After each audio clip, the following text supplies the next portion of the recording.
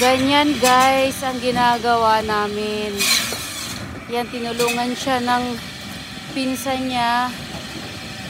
Kasi napagod na ako.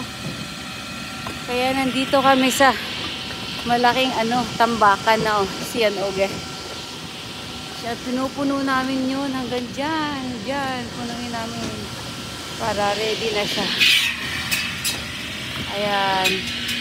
Takbo-takbo lang. Malapit na silang matapos sa unang tambak. Tapos meron pa dito na tambak sa likod niyan.